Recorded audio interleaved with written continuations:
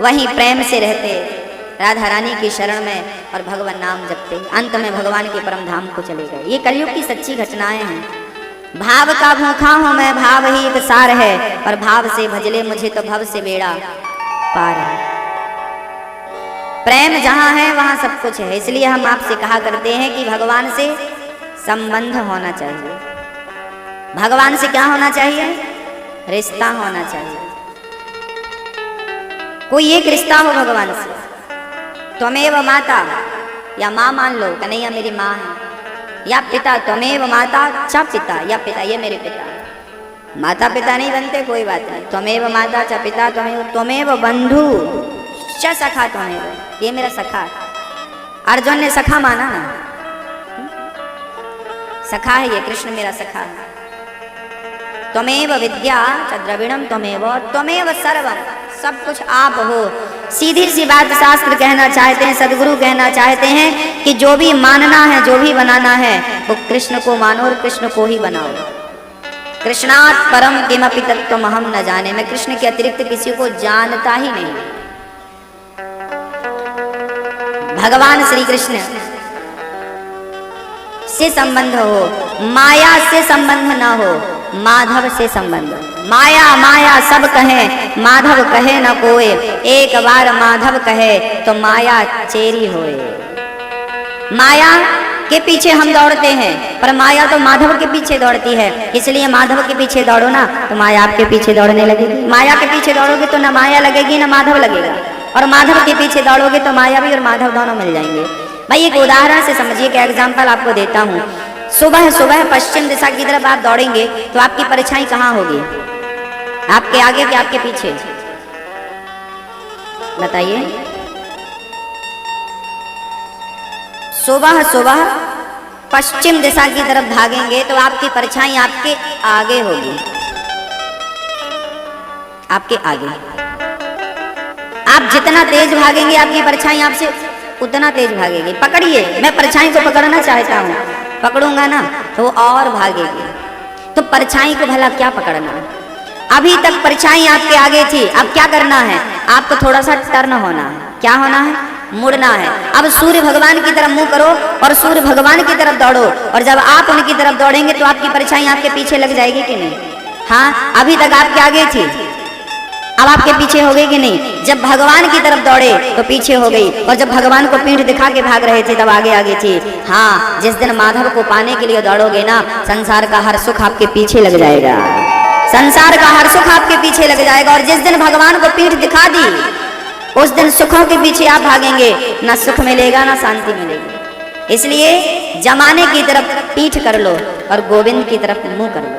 लेकिन हमने उल्टा कर रखा है, हमने जमाने की तरफ मुंह कर रखा है और गोविंद की तरफ पीठ कर रखी है। हमें गोविंद को अपना मुंह दिखाना है। कन्हैया कभी हम पर कृपा करो, अपने चरणों को हमारे मस्तक पर रखो, हम पर दया करो, कृपा करो। कहना चाहिए, कभी कभी भगवान से प्रार्थना करना चाहिए। कभी कभी भगवान से ना प्रेम की लड़ाई करनी चाहिए। कन्हैया हम तेरे से धन दौलत कहाँ मांगते हैं? यदि आप धन दौलत मांगते हैं तो फिर आप ये लड़ाई नहीं कर सकते जो मैं कहने जा रहा हूँ, और यदि नहीं मांगते तो फिर ऐसी लड़ाई चल सकती है।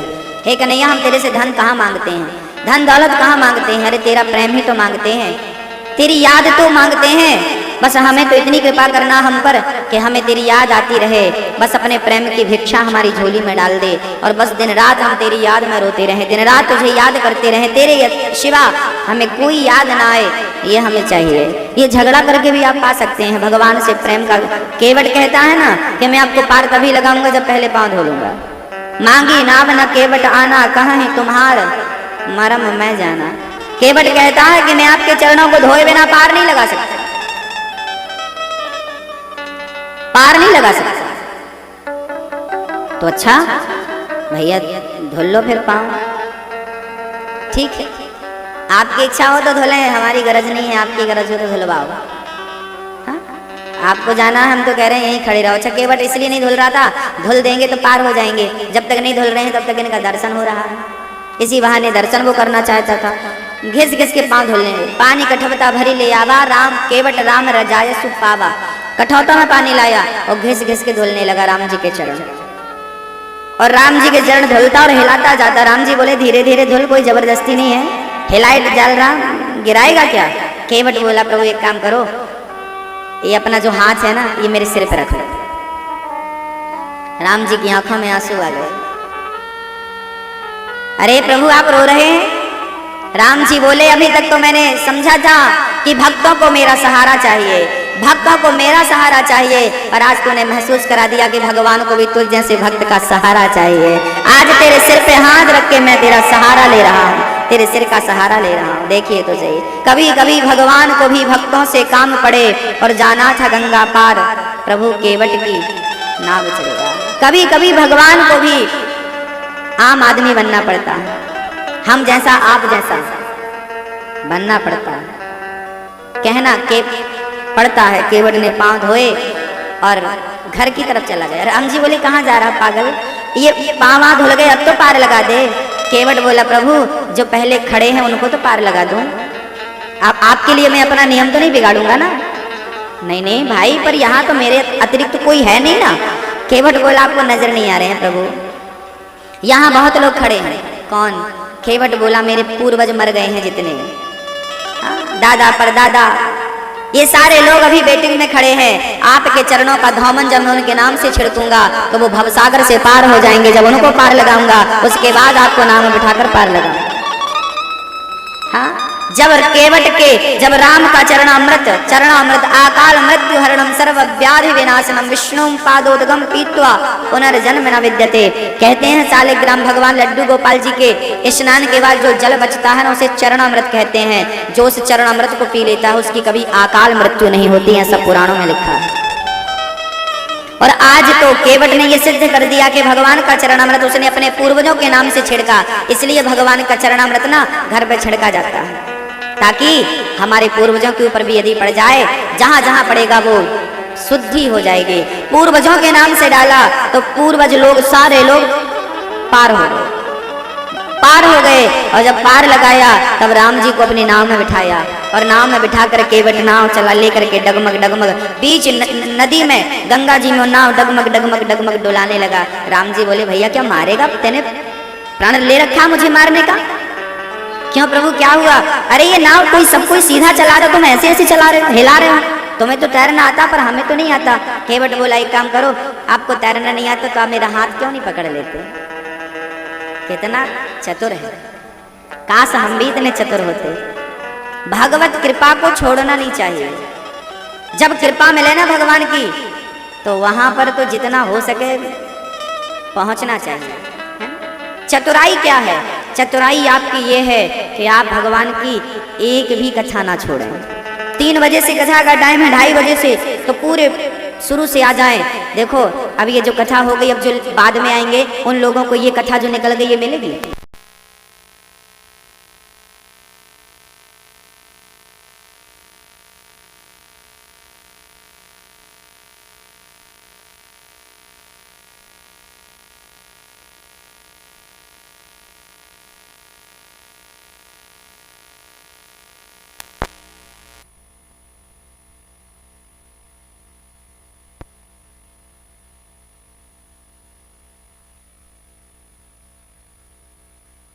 केवट ने कहा प्रभु आप एक काम करो, मेरा हाथ पकड़ लो।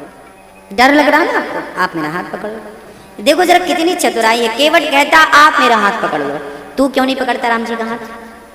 तू भी तो पकड़ सकता था, लाओ मैं आपका हाथ पकड़ लो। डर लग रहा है। केवट बोला प्रभु मैं आपका हाथ नहीं पकड़ूंगा,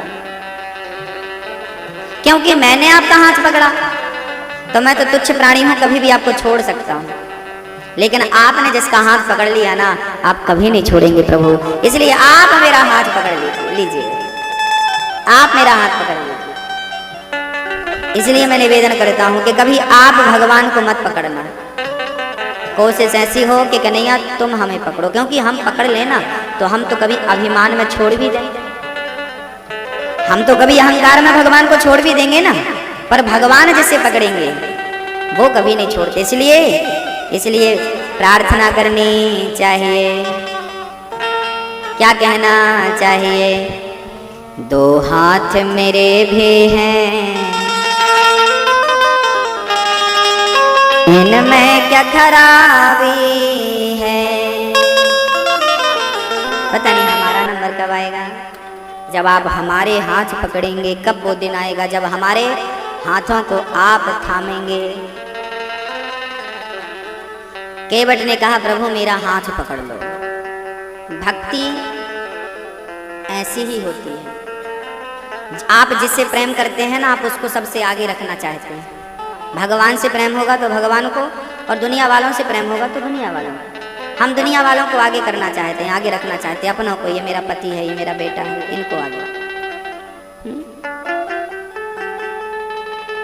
लेकिन भक्त भगवान को, प्रभु मैं क्या पकड़ूंगा, आप।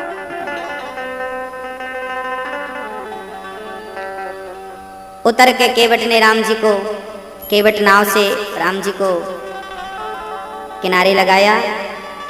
अब राम जी उतर के खड़े हो गए। सीता जी ने अंगूठी उतार के दे दी, केवट तुमने हमें पार लगाया, एक काम करो ये अंगूठी रखो और जाओ। उतराई में पैसा तो है नहीं हमारे पास, अंगूठी रख लो, बेच के काम कर ले। केवट की आंखों में आंसू आ गए। राम जी ने कहा ये रख लो, क्यों रो रहे हो, हम दे तो रहे हैं। केवट बोला प्रभु आप दे रहे हैं इसलिए तो रो रहा हूं, नहीं देते तो नहीं रोता। अच्छा इसमें रोने का क्या है। केवट बोला प्रभु यदि आपसे आज मैंने उतराई ले ली तो हमारी जाति के लोग हमें अपनी जाति से निकाल बाहर करेंगे। अच्छा क्यों भाई, क्यों बाहर कर देंगे। केवट बोला प्रभु नाई से नाई सेविंग के पैसे नहीं लेता, धोबी से धोबी कपड़ों की धुलाई नहीं लेता। आप भी हमारी जाति के हैं, अब हम आपसे क्या उतराई लें। राम जी बोले भाई हम क्षत्रिय हैं, तुम केवट हो, कहाँ एक जाति भाई। तब केवट बोला प्रभु व्यापार करने वाले को ना, वो किसी भी जात का हो उसे व्यापारी कहा जाता है। सोने का काम कोई भी करने लगे उसे सोनी कहा जाता है, सोनार कहा जाता है। ऐसे आप भी केवट हैं और हम भी केवट हैं। कैसे, बोले आप मेरे घाट आए तो मैंने आपको पार लगा दिया, मैं मर करके आपके घाट आऊंगा, भवसागर से पार लगा देना, यही मेरी उतराई होगी। क्योंकि आप भी पार लगाते हैं और मैं भी पार लगाता हूँ। फर्क इतना है कि मेरा छोटा सा काम काज है, मैं दिन में 2-4 लोगों को पार लगाता हूँ।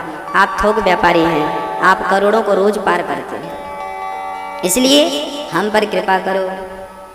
ये केवट की भक्ति है, ये जिद्दी भक्त है। ये कह कह के अपने ऊपर कृपा करवा रहा है, हमारे ऊपर हाथ रखो तो हमारे ऊपर, अब हमारा हाथ पकड़ो, ये सब कह रहा है।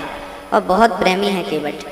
अच्छा भगवान को ना कोई जात पात नहीं चाहिए, भगवान को कोई ऊंच नीच नहीं चाहिए। भगवान को केवल भक्त का सच्चा प्रेम, सच्चा भाव। निर्मल मन जन सो मोहि पावा, मोहि कपट छल छिद्र न भावा। अभी आप सुनेंगे भगवान गोपियों के घर जाते हैं और किसी किसी के घर की मटकी उठाकर ना धम्म से पटक देते हैं। जिस मटकी में माखन नजर नहीं आता ना, उस मटकी को भगवान छोड़ते नहीं, तोड़ ही देते हैं। अच्छा मटकी को तोड़ दिया, इसके पीछे अर्थ क्या है। इसके पीछे अर्थ यह है कि भगवान मटकी तोड़ते हैं जिस मटकी में मक्खन नहीं होता।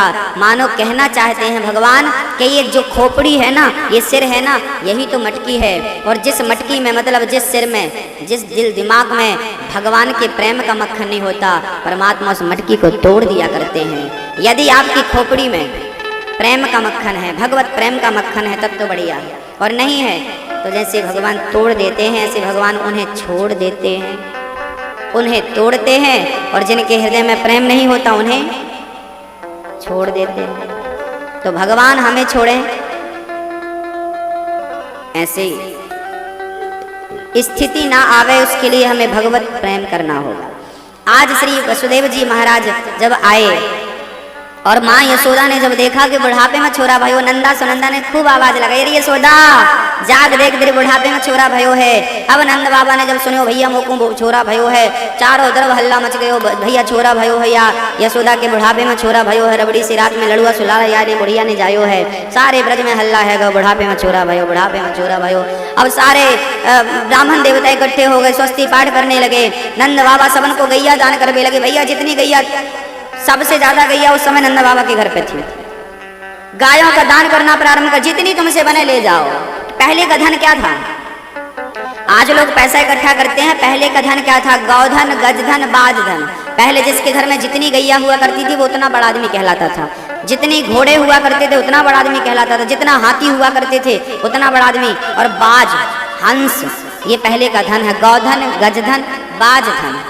और रतन धन खान, जब आवे संतोष धन, सब धन धूरी समान। सबसे बड़ा धन क्या है? सबसे बड़ा धन मैया जी, जब आवे संतोष धन, सब धन धूरी समान। सबसे बड़ा धन है संतोष। इसलिए जितना मिला है, नंद बाबा ने ब्राह्मणों को दान पुण्य करना, जय हो, ले जाओ, खूब भूमि दान, मिट्टी दान, जो बन पड़ा, सोना दान, हीरा दान, सब दान करने लगे।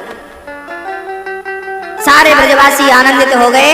नंद बाबा बोले, भैया मैंने तो उम्मीद छोड़ रखी थी, बुढ़ापे में 80 साल को डोकरा कोई छोरा भयो घर में, लेकिन मैंने उम्मीद छोड़ रखी, लेकिन भगवान की ऐसी कृपा भाई, बुढ़ापे में भगवान ने पुत्र रत्न हमें दे दिया। चारों तरफ शोर। नंद बाबा बोले, मोको भी तो दिखाई दे। सुनंदा बोली, बाबा बधाई लगेगी, अब के बाद दर्शन मिलेगा।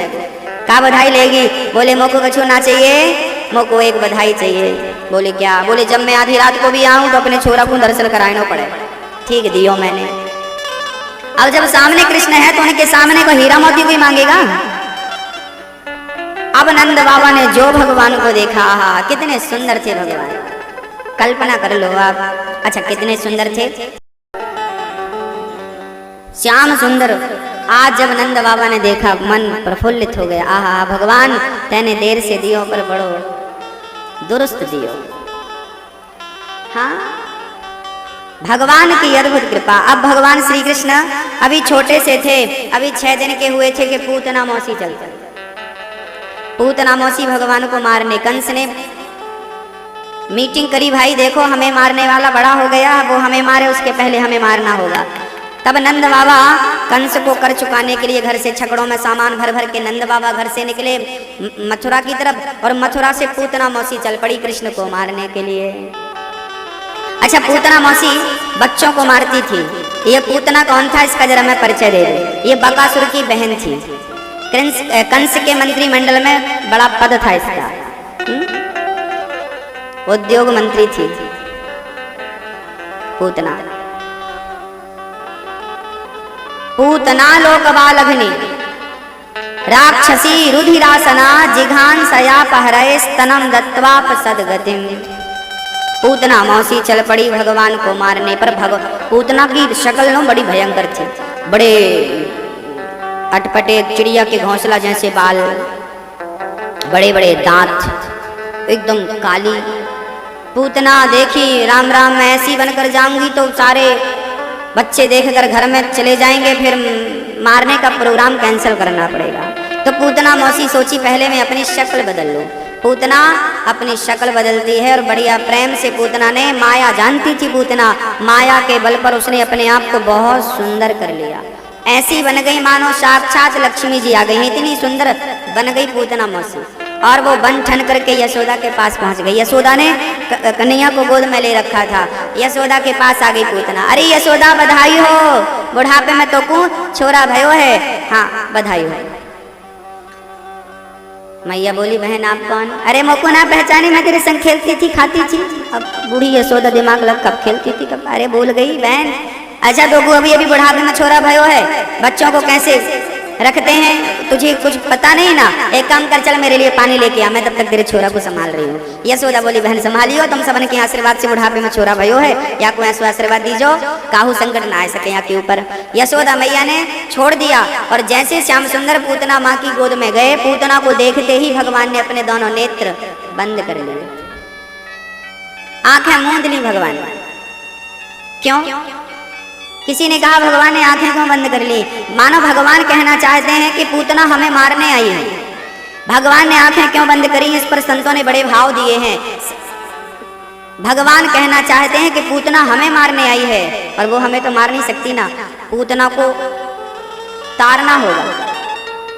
तो मानो आंख बंद करके भगवान पूतना का पुण्य देखने लगे कि पूतना का एक भी पुण्य मिल जाएगा तो मैं भवसागर से पार लगा दूंगा, इसको तार दूंगा। तो मानो पूतना का पुण्य देखने के लिए भगवान ने अपने नेत्र बंद कर लिए। इसकी डायरी उलट पलट के देख लूं, कोई पुण्य है इसका जीवन में, उस पुण्य के बल पर इसे तार दो। हाँ, थोड़ा शांति का परिचय दें भैया, बच्चों से बातें कम करें, बच्चों को कथा पे छोटे छोटे बच्चों को नहीं लाएं, और लाएं तो बहुत प्रेम से सावधानी से बिठाएं। हाँ, बहुत 3 घंटे का तो समय मिलता है, हमें तो कम से कम 5 घंटे चाहिए कथा सुनाने के लिए। आप 3 घंटे दे रहे हैं और उसमें भी हल्ला करेंगे, शोर करेंगे तो कैसे काम चलेगा। प्रार्थना मेरी विनती है, बहुत सावधानी से आप जिम्मेदार बनिए और बहुत सावधानी से बैठिए तो बैठे रहिए, और उठिए तो फिर प्रेम से कथा में ध्यान दीजिए, अपना काम करके विघ्न ना हो। पूतना मौसी भगवान श्री कृष्ण के पास पहुंच गई। भगवान ने नेत्र इसलिए बंद कर लिए क्योंकि उन्हें पुण्य देखना, क्योंकि भगवान तारते हैं ना। एक सज्जन तो कह रहे थे, तारा है सारा जमाना, नाथ हमको भी तारो। हमने सुना है नाथ ध्रुव जी को तारा। बहाना क्या? सत्संग का करके बहाना, नाथ हमको भी तारो।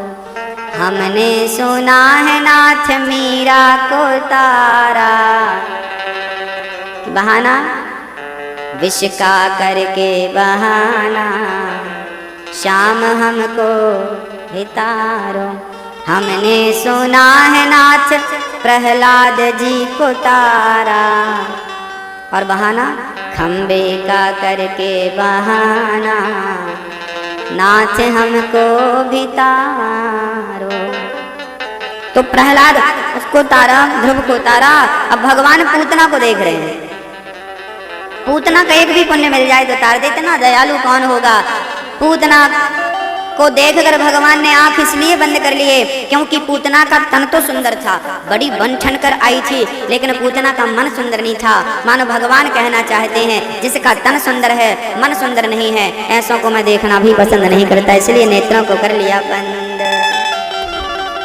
इसलिए निवेदन करता हूँ, तन की मैल तो धुल लिया, लेकिन भगवान तन को देखते नहीं ना। आपका तन गंदा है कि साफ है, ईश्वर को मतलब ही नहीं आपके तन से, क्योंकि उन्हें तन नहीं चाहिए ना। क्या चाहिए? पूतना ने तन को सजाया। पागल, तू भूल गई कि मेरे गोविंद तेरे तन को थोड़ी देखने वाले हैं। अरे तेरा मन कैसा है? मन तो गंदा था। तो भगवान बोले मैं ऐसों को देखना पसंद नहीं करता, कहीं ऐसी हमारे हाथ संग हालत ना हो जाए। हमें तो तब से डर लगने लगा, कहीं भगवान हमें भी देखकर अपने आंखें तो बंद ना कर लें। कहीं हम भी तो ऐसे अभागे नहीं है, कहीं हम भी तो ऐसे पापी नहीं है ना, अंदर कुछ और बाहर। हाँ, भगवान ऐसे लोगों को बिल्कुल पसंद नहीं करते। जैसे तुम अंदर हो वैसे बनकर जाओ। हनुमान जी महाराज जब राम जी से मिलने गए, हाँ?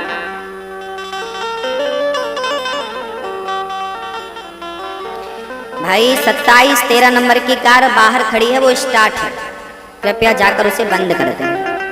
गाड़ी का नंबर है 27-2713। किसकी है? बंद कर दीजिए, स्टार्ट है। डीजल ऐसे में तो महंगा हो रहा है।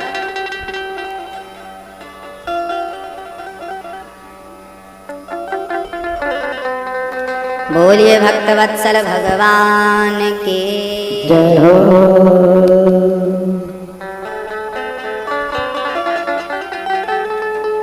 पूतना भगवान को देखती है, भगवान की आंखें बंद हैं। भगवान कहते हैं मैं तुझे देखना ही नहीं चाहता, क्योंकि जो मन की मैल न धोई, गंगा गया तो क्या हुआ।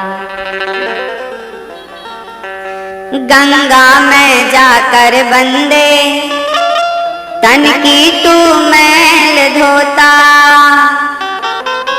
गंगा में जाकर बंदे तन की तू मैल धोता। जो मन की मैल न धोई, गंगा गया तो क्या हुआ। तन की मैल तो धुल ली, पर मन की मैल नहीं धुली। अच्छा मैया जी, आप लोग अपने घर में कढ़ाई पर छौंका लगाती हैं दाल और सब्जी का, तो कढ़ाई को बाहर से ज्यादा धुलना रहता है कि अंदर से?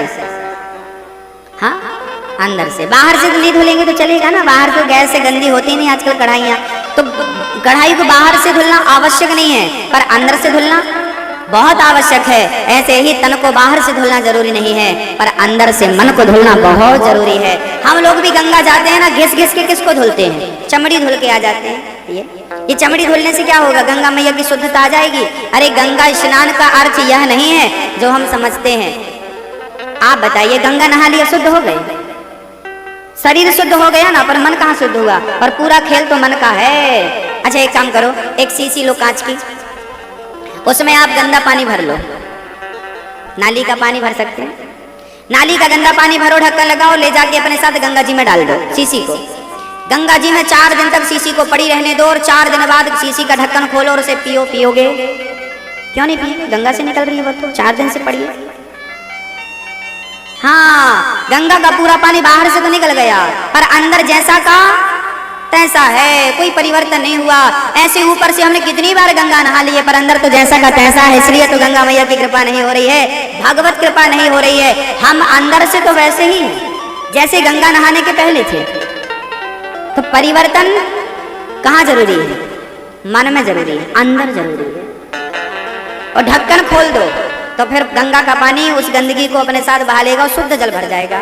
तो बस भाव का ढक्कन ही तो खोलना है, प्रेम का ढक्कन खोल दो। फिर देखो भगवत कृपा ऐसी बरसेगी कि सारी सारी गंदगी, अंदर की गंदी खत्म हो जाएगी गंदगी, और निर्मल मन हो जाएगा। और जब मन निर्मल होगा तो भगवान उसे चुरा लेंगे। माखन चुराते हैं, माखन नहीं चुराते, निर्मल मन मक्खन की तरह हो जाता है ना, उसे चुरा लेते। माखन चोर भगवान नहीं होता, मन चोर भगवान होता है। मक्खन क्या है? मक्खन निर्मल होता है। मक्खन का अर्थ है मन से। मन रूपी मक्खन को परमात्मा चुराते हैं। कभी हमारा भी मक्खन चुराएंगे, कभी हमारा भी मन चुराएंगे। उसके लिए हमें अपने मक्खन को, अपने मन रूपी मक्खन को स्वच्छ पवित्र निर्मल करना होगा।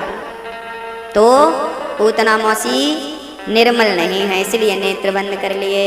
जो मन की मैल न धोई, गंगा गया तो क्या हुआ। कपड़े रंगा के बंदे दुनिया में घूमता है। कपड़े रंगा लिया तो बन गया साधु ना। कपड़े रंगा के बंदे दुनिया में घूमता है। मन को रंगाना पगले, मन को रंगाना पगले, कपड़े रंगा तो क्या हुआ। मन को रंगाओ। क्या रंगाना है? मन। राम ही केवल प्रेम प्यार। भगवान ने बड़े भाव से पूतना भगवान को स्तन पान कराने लगे। अच्छा, पूतना के स्तनों में जहर था। भगवान ने देखा थोड़ा दूध था, दूध पी लिया। जहर था, जहर पी लिया। अब भगवान बोले अब क्या करें? बोले प्राण बचे, प्राण भी पी लो। भगवान पूतना के प्राण पीने लगे। पूतना चिल्लाई, दर्द से कराहने लगी, बालक छोड़ दे, छोड़ दे। भगवान बोले मौसी जी हम जल्दी से पकड़ते नहीं हैं, और पकड़ लेते हैं तो फिर छोड़ते नहीं हैं। यहाँ पकड़ने की व्यवस्था तो है, पर छोड़ने की व्यवस्था नहीं है। पूतना भागी, भगवान चिपके रहे स्तनों से पूतना के, और प्राण पी लिया भगवान ने। पूतना धड़ाम से गिर पड़ी, और पूतना चित्त सीधी गिरी तो पूतना के ऊपर भगवान धड़ाम से गिर पड़े, और भगवान ने पूतना का उद्धार कर दिया। श्री सुखदेव भगवान की आंखों में आंसू आ गए। ये प्रसंग कहते हुए राजा परीक्षित को कहते हुए, परीक्षित बोले प्रभु क्या हुआ? बोले भगवान का स्वभाव याद आ गया। भगवान का प्रभाव क्या है? बोले भगवान की एक भ्रकुटी, एक आंख उठाकर देख लेना तो प्रलय आ सकता है। भगवान की भ्रकुटी खिंच जाए तो प्रलय आ सकता है। जो परमात्मा इतना प्रभावशाली है कि ब्रह्मा को पैदा करता है। ये सृष्टि उसके रोम रोम में लटक रही है। ब्रह्मांड निकाया निर्मित माया, रोम रोम प्रतिवेद कहें। रामचरितमानस में लिखा है कि एक एक रोम में भगवान के ब्रह्मांड लटक रहे हैं। वो परमात्मा इतना प्रभावशाली है जिसके एक एक रोम में ऐसी तमाम पृथ्वियां लटक रही हैं। आज वो परमात्मा पूतना को वो गति देता है जो यशोदा और कौशल्या को मिलनी चाहिए थी। देख लीजिए दया, जो जहर पिलाने आई उसे भी तारता है, तो आरती उतारने वाले को ना जाने कौन सी गति देता होगा, ना जाने कौन से गुण पर। तू राम के पास जा भी सकता था, अब पंख नहीं है, तू राम के पास कैसे जाएगा? जटायु की आंखों में आंसू आ गए। बोले जब तक पंख थे तो जिम्मेदारी मेरी थी राम के पास जाने की, अब तो पंख नहीं है, अब तो जिम्मेदारी राम की है मेरे पास आने की। और वो जिम्मेदारी भली भांति मेरे राघव ने निभाई। आए राम जी, आए ना? आए। रामचरितमानस में गोस्वामी जी लिख रहे हैं कि जटायु को भगवान ने अपनी गोद में उठा लिया और अपनी जटाओं से जटायु के पंख साफ करने लगे, अपनी जटाओं से। इतना रोए राम जी, इतना रोए कि पिता की मृत्यु पर नहीं रोए। खुद के पिता मर गए दशरथ जी, जब राम को पता चला कि मेरे पिता अब नहीं रहे तो राम इतना नहीं रोए। अरे लक्ष्मण को शक्ति लगी तो राम जी उतना नहीं रोए जितना जटायु के मरने पर रोए। एक पक्षी के लिए राम जी रो रहे हैं, ये पक्षी नहीं है, सच बताऊं ये राम के पिता है। जटायु राम जी के कौन है? पिता है। राम जी दशरथ जी के पुत्र नहीं है, क्योंकि जब राम का जन्म हुआ था तब राम का दान कर दिया था श्री दशरथ जी ने, राम को दान कर दिया था, ये बेटा मेरा तुम ले लो। किसको दिया था? दशरथ जी ने अपना बेटा जटायु को दान कर दिया था। इसलिए हमारी परंपरा में पिता को अग्नि कौन देता है? बड़ा बेटा देता है। लेकिन राम को अग्नि किसने, दशरथ जी को अग्नि किसने दी? दशरथ जी को कौन जलाया? भरत जी ने जलाया, जबकि बड़े बेटे कौन थे? राम थे। तो फिर राम को अग्नि देना था ना।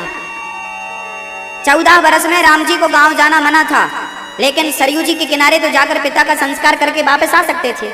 उस समय राम जी चित्रकूट में थे। अयोध्या से चित्रकूट बहुत दूर नहीं है, ज्यादा से ज्यादा 300 किलोमीटर, अधिक से अधिक आ सकते थे राम जी पिता की मृत्यु पर, पिता को अग्नि देने पर ना, क्योंकि राम दशरथ जी के पुत्र थे ही नहीं। जब राम जी का जन्म हुआ ना, चर्चा इस प्रकार है कि एक बार दशरथ जी देवराज इंद्र के पास गए थे स्वर्गलोक में, और वो स्वर्गलोक से आ रहे थे, तभी किसी राक्षस ने अटैक कर दिया और दशरथ जी के रथ को तोड़ दिया। दशरथ जी ऊपर से गिरने लगे, और जब गिरने लगे तो जटायु ने देखा कोई महापुरुष गिर रहा है, तो अपने पंखों पर लिटा लिया और आराम से लाकर उतारा। जब दशरथ जी को होश आया, दशरथ जी ने कहा जटायु जी आपने हमारी रक्षा करी, हम आपको वचन देते हैं जो मांगोगे हम देंगे। जटायु बोले अभी नहीं, जब जरूरत पड़ेगी तो मांग लेंगे। जब दशरथ जी को 4 बेटा हुआ तो जटायु बोले मेरे कोई संतान नहीं है। दशरथ जी ने कहा था देने को, चलो मांग लेते हैं। तो जटायु जी चले गए, दशरथ जी हमें अपना बड़ा पुत्र हमें दे दो, हम आपका बड़ा बेटा लेने आए, आपने वचन दिया था दे दो। दशरथ जी तो प्राण जाए पर वचन न जाए वाली बात थी। दशरथ जी ने अपना बेटा राम को लिया और जटायु को दे दिया। ये बात तुलसीदास जी ने लिखी है रामचरितमानस में, पर इशारों में लिखी है। क्या लिखा है? तुलसीदास जी ने लिखा है, तुलसीदास जी कहते हैं कि सर्वस दान दीन सब काहू, जेहि पावा राखा नहीं ताहू। दशरथ जी ने सब कुछ दान कर दिया। जब जटायु राम को लेकर जाने लगे तो नारद जी आ गए, अरे जटायु इस बच्चे को कहाँ दूध पिलाएगा, कहाँ पालेगा, बड़ा हो जाए तब ले लेना। जटायु बोला बात तो सही है। वापस दशरथ जी ये